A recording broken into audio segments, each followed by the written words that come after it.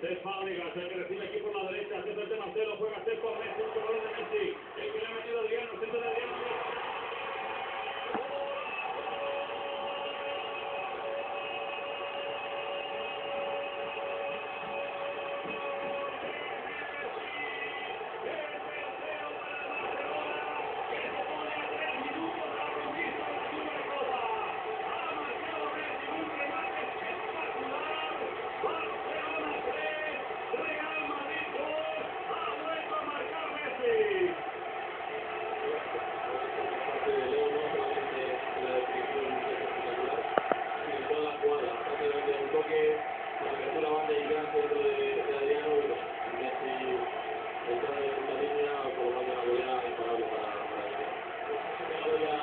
Como máximo goleador de esta competición, 8 puntos Leo Messi y es un escándalo. 16 goles le ha marcado al Real Madrid